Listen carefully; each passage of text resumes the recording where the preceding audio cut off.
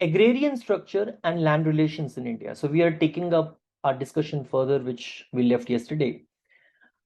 We are now going to talk about Mahalwari system and Ryotwari system. We've already talked about Zamindari system. Now let's talk about the another land relation or the land tenure system, which is Mahalwari system.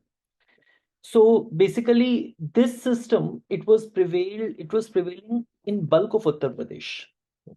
So as Zamindari system was mainly in Bihar and Bengal, but this system was in bulk of Uttar Pradesh and parts of Punjab. And mahals were created. So by mahals, what they meant was that they were the collection of villages. And now those collection of villages which constitute as mahal, now mahal was responsible to give tax to the government. एक महल create कर दिया गया. उस महल महल का यहाँ पे मतलब था कि बहुत सारे विलेजेस या एक विलेज एक महल में आते थे और वो जो ग्रुप ऑफ विलेजेस हैं वो इस बात के लिए बाध्य थे कि वो टैक्स देंगे गवर्नमेंट को. ये कहा गया, राइट. और ये कौन लेके आए थे? मैकेंजी 1822 में इंट्रोड्यूस करा था उन्होंने, और लेटर विलियम बेंटिक ने 1833 के अंदर इसको रिव्यू करा, राइट. हर इंडिविजुअल को अपना शेयर देना होगा महल को, और फिर महल उन सारे टैक्सेस को कलेक्ट करके गवर्नमेंट को देगा. That was an idea.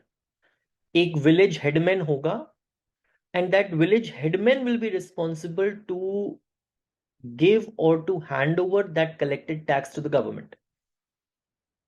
It was later criticized as being modified zamindari system in which that village headman in a way became zamindar. ये कहा गया. Then you had Ryotwari system. So what was Ryotwari system? Ryotwari system was introduced by Thomas Munro in 1820. Where was it prevailing? It was prevailing in Madras Presidency and the part of the Bombay areas, except coastal Andhra Pradesh. And how land revenue was fixed, how tax was collected.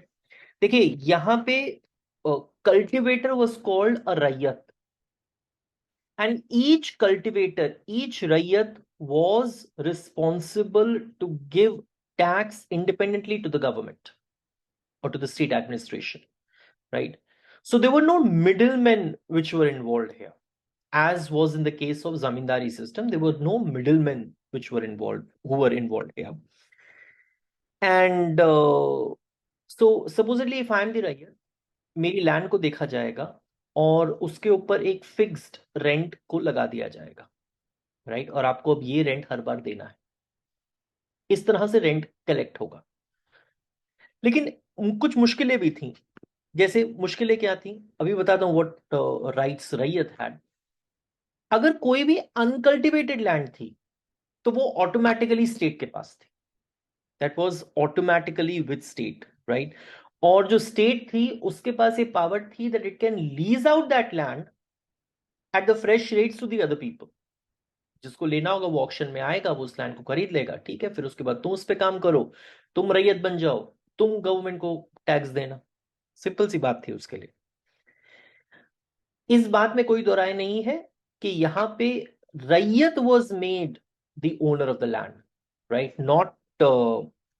Not जमींदार, और indirectly in case of Mahalwari system, a villageman or a village headman, right. Then what rights Rayat had? Supposedly if I'm one Rayat, I'm the cultivator and I'm the owner of the land, I have all the rights. I can sell and buy land, I can sell mortgage or even give the land. I can do that, which I couldn't have done in case of zamindari system because I am not the owner of the land there, right. So the taxes, they were directly taken up, or they were directly collected from me. You are the government, I am Rayat, you will be collecting taxes directly from me. This was Ryotwari system, right. So And supposedly, if I being Rayyat, I fail to pay tax, you being government, you will evict me. You will say, fine, go, get lost. Now, government has this land, and government is going to issue fresh auction, and somebody else will be cultivating this land. So that was an idea. So in a way, whatever it is, there were always exploitation of peasants in whichever form. You know what? With inflation, when the prices they rose, the landlords and money lenders, they started exploiting peasants a lot. They started exploiting peasants a lot. And how exactly they exploited? They increased the rent. Zamindars, they increased the rent exorbitantly, right? So they also thought, okay, fine, the prices are going to increase, so we should also have more rent.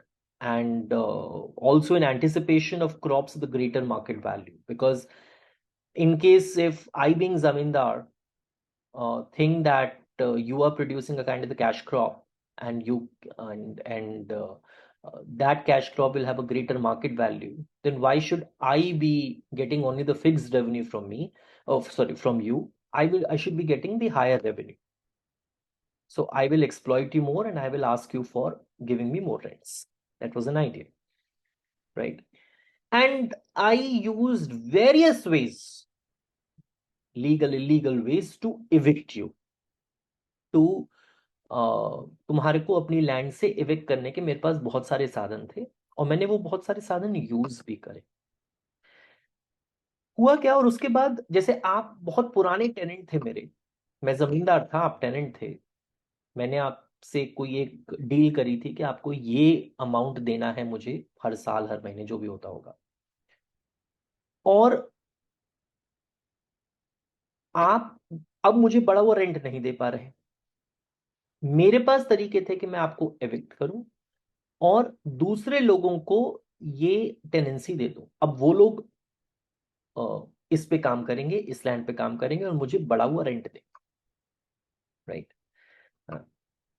सो अब हुआ क्या था कि ये naturally आपको अच्छा नहीं लगेगा, आप लोग पेजेंट्स हैं, आप टेनेंट्स हैं, ये आपके खिलाफ एक्सप्लॉयटेशन है, अपराइजिंग्स हुई।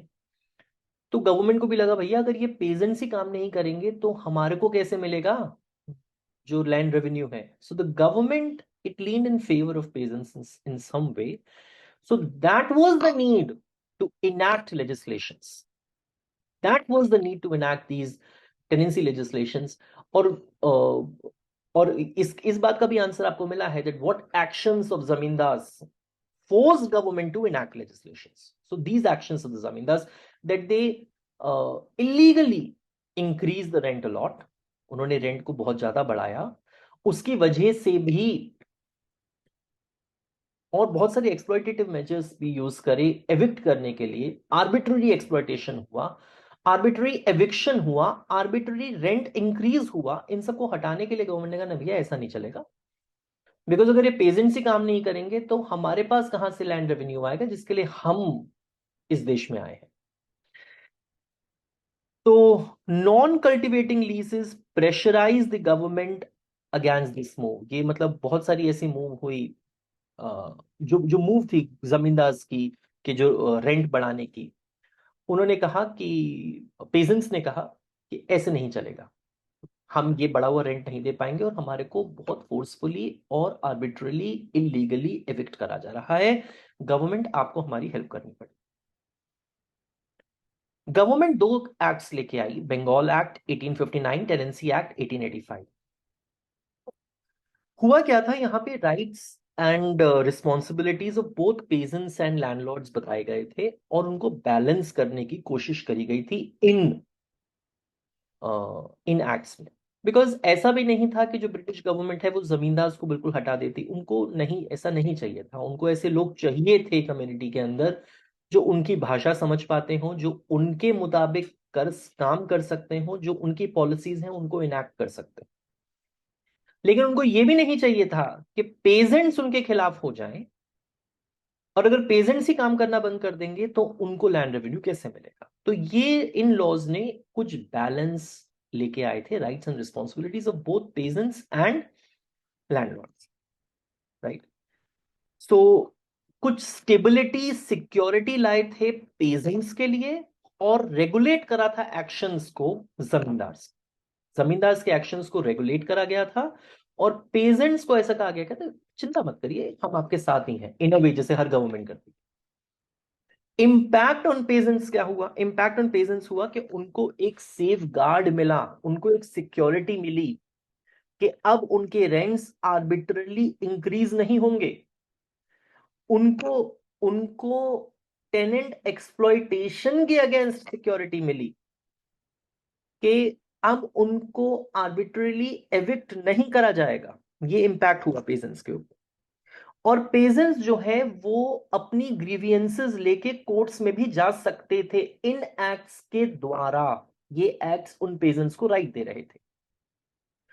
दूसरा, इंपैक्ट ऑन लैंडलॉर्ड्स क्या हुआ? इंपैक्ट ऑन लैंडलॉर्ड्स, अच्छा एक चीज मुझे और बतानी है बंगाल एक्ट के बारे में। सुनने में बहुत अच्छा लगता है कि बंगाल एक्ट ने ये करा वो करा, पेजेंट्स की बहुत हेल्प करी, लेकिन एक चीज, एक नोट है यहां पे। नोट ये कहता है कि जो टेनेंट्स को जो प्रोटेक्शन दी गई थी वो भी रिस्ट्रिक्टिव थी। ऐसा मत सोच लीजिए अनरिस्ट्रिक्टेड प्रोटेक्शन दे दी गई थी पेजेंट्स को, टेनेंट्स को। उनसे ये कहा गया था कि आपको ये प्रूव करना पड़ेगा कि आप 12 साल कंटिन्यूअसली इस लैंड पे काम कर रहे हैं, तब ही हम इस एक्ट के प्रोविजंस आप पे लगाएंगे। अब उन बेचारों के पास पता नहीं कितनों के पास कोई प्रूफ होता होगा, नहीं होता होगा, आई डोंट नो, मतलब but you can see the plight of peasants, right? Landlords पे क्या इंपैक्ट हुआ? लैंडलॉर्ड्स पे इम्पैक्ट हुआ कि जो उनकी एब्सोल्यूट पावर थी ना, उसको थोड़ा सा कम करा गया। उनसे कहा गया भैया ये नहीं चलेगा, ऐसे नहीं करिए कि आप जो भी जब मर्जी जैसा मर्जी रेंट बढ़ा दें, ये नहीं चलेगा, आपको फेयर रेंट प्रैक्टिसेस करनी पड़ेंगी। लैंडलॉर्ड्स को एक प्रोसीजर फॉलो करना पड़ेगा एविक्शन के लिए, रेंट कलेक्शन के लिए भी और एविक्शन के लिए भी। आप फोर्स्ड एविक्शन नहीं करा सकते, ये कहा गया है इसमें। आप फोर्स्ड एविक्शन नहीं करा सकते हैं, और आपको कोई ना कोई वैलिड रीजन देना पड़ेगा कि आप क्यों चाहते हैं कि जो टेनेंट है ये एविक्ट हो जाए इसमें से, right? So this is what I wanted to do in this recording बेटा। You will have to write few points in between. मैंने यहाँ पे main points लिखे हैं and I have explained these points to you. So you need to write the story in between. So you can just listen to these recordings as a story and they will be of some help to you, right? Thank you, beta.